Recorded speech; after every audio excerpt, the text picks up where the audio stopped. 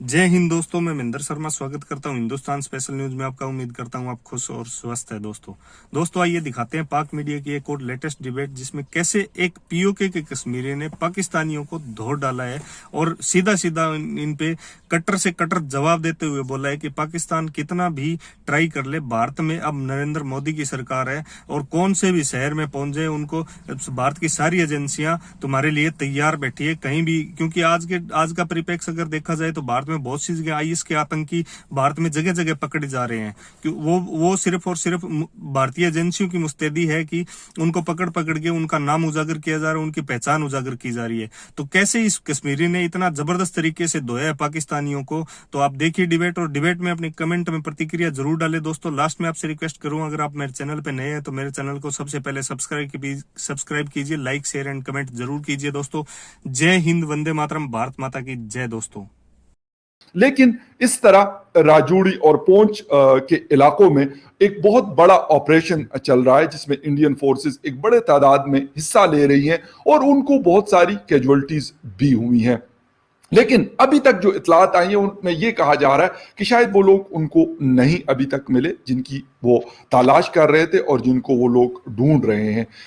हो क्यों रहा है ये सारा कुछ, और इसके साथ साथ हम ये कोशिश करेंगे कि कश्मीर के अंदर ये कहा जा रहा था कि मतलब मोदी साहब ने कहा था कि वहां पे हम लोग क्योंकि खुशहाली आ रही है वहां पे बहुत डेवलपमेंट्स और ये सारी चीजें होंगी। क्या हुआ क्या नहीं हुआ, इस वक्त मुझे यूके से ज्वाइन कर रहे हैं सीनियर एनालिस्ट और हमारे बड़े अच्छे मतलब आप लोग जानते हैं दोस्त डॉक्टर अमजद अयूब मिर्जा साहब ने मुझे ज्वाइन किया है। डॉक्टर साहब thank you very much for joining the show. सीधा सीधा आपसे पूछूंगा, आपका ताल्लुक पाकिस्तान की तरफ वाले कश्मीर से है, लेकिन आप उस चीज को नहीं एक्सेप्ट करते, आपका अपना एक पॉइंट ऑफ व्यू हो सकता है, उसमें मैं नहीं जा रहा, लेकिन आपकी भी नजर है इन चीजों के ऊपर। गिलगित बल्तिस्तान और कश्मीर के ऊपर आपकी बड़ी गहरी नजर होती है।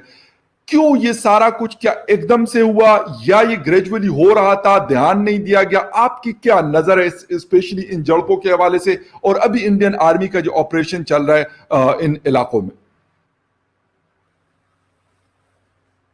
देखिए जी, वो शेर है उसका पहला मिसरा तो मुझे अच्छी तरह से याद नहीं है। दूसरा मिसरा है हादसा एक दम नहीं होता, और पहला था शायद कि परवरिश करती है बरसों, समथिंग लाइक दैट। तो अब बात ये है कि ये जो कुछ हो रहा है इस वक्त राजौरी में और पुंछ में, ये बड़ा अफसोसनाक है। ये नहीं होना चाहिए, और ये कोई ऐसी चीज भी नहीं है कि जिसको अवॉइड ना किया जा सकता हो। आप जानते हैं फखर साहब कि आप भी कई इंडियन चैनल्स के प्रोग्राम्स में मेरे साथ शामिल रहे हैं, टॉक शोज में, और मैंने एक एक डिटेल जो है वो प्रोवाइड की थी, कहाँ पे इनकी ट्रेनिंग हो रही है, कहाँ इनके लॉन्च पैड हैं।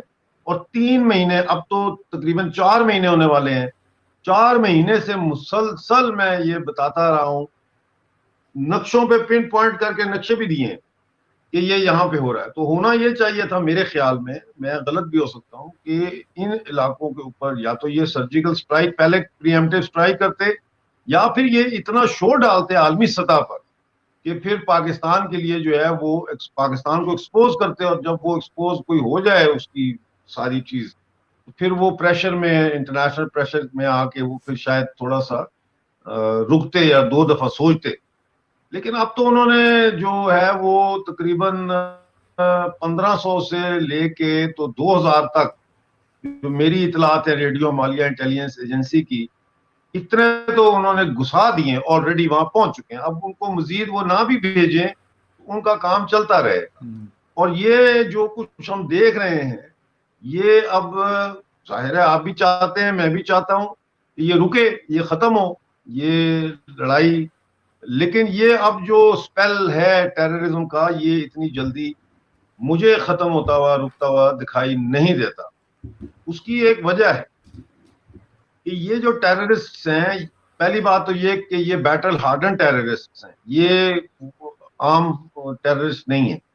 दूसरी बात ये है कि ये सिर्फ कश्मीर में नहीं है, बल्कि ये दिल्ली में और फिर मध्य प्रदेश में, उत्तर प्रदेश में, बिहार में, बंगाल में, कई जगहों पे इनके स्लीपर सेल्स जो हैं उन वहां ये पहुंच चुके हैं, ऑलरेडी पहुंच चुके हैं। और अब देखना ये है कि वो पहले अपना काम करते हैं या सीबीआई उनको पहले पकड़ लेती। 41 शहरों में तो उन्होंने लोकेशंस पे छापे मार के उन्होंने पकड़ा है लोग, लेकिन असला भी बरामद किया है, लेकिन कोई खातिर ख्वाह ऐसा गिरफ्तारी अमल में नहीं आई। तो जी आप कुछ कहना चाह रहे हैं?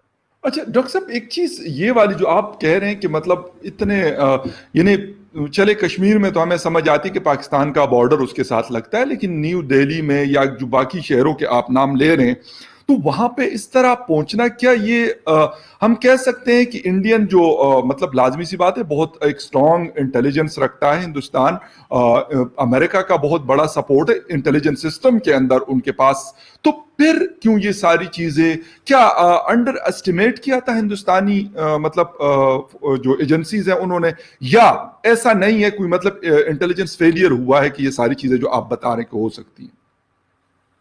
मेरा ख्याल है कोऑर्डिनेशन का मसला है। कोऑर्डिनेशन में इनके फॉल्ट हुआ होगा, क्योंकि देखें जो टेररिस्ट आए हैं मेजॉरिटी जो है वो तो आई है कश्मीर के बॉर्डर से, और सांगा कुस्तूम जो बॉर्डर है सियालकोट के पास वहां से। लेकिन इसके अलावा दुबई से, यूएई से यानी कि, और बांग्लादेश से, नेपाल से, यहां से भी आए हैं और दूसरे मुल्कों से आए, हो सकता है आए हो, मुझे उसका पता नहीं है, लेकिन इन जगहों से तो कंफर्म है कि आए। अब इसमें ये होता क्या है कि पाकिस्तान जो है उनकी एम्बेसी जो है वो कोऑर्डिनेट करती हैं अपनी गवर्नमेंट और अपनी मिलिट्री इंटेलिजेंस एजेंसीज के साथ, उनकी कोऑर्डिनेशन होती है, और वो उनको पासपोर्ट जारी करते हैं, उनको वीजे जारी करते हैं, और वो आप ये ना समझे कि नेपाल में आईएसआई के सेल नहीं है, वो वहां पे भी है। बांग्लादेश में बहुत बड़ा नेटवर्क है आईएसआई का, तो वो वहां से इसी तरीके से बंगाली पासपोर्ट पे इंडियन वीजा लगवा के, और या इंडियन पासपोर्ट के ऊपर ही लोगों को भेज रहे हैं, और भेजा है उन्होंने। तो इसमें जो इंडिया की एक्सक्यूज में जो एम्बेसीज हैं, मैं समझता हूं कि वो बहुत सुस्त है, और उनका जो है वो उनमें, और ना तो मैं समझता हूं कि प्रॉपर कोऑर्डिनेशन है, और ना मैं समझता हूं कि उनके अंदर उस तरह की ट्रेनिंग है उनकी जिस तरह की पाकिस्तान के फॉरेन डिप्लोमेट्स की। आपको पता है कि पाकिस्तान का हर डिप्लोमेट जिसकी पोस्टिंग होती है वो उसकी कुछ हफ्तों की ट्रेनिंग होती है इंटेलिजेंस गैदरिंग की, और इंटेलिजेंस इदारों में वो ट्रेनिंग लेते हैं, उनको ट्रेन किया जाता है।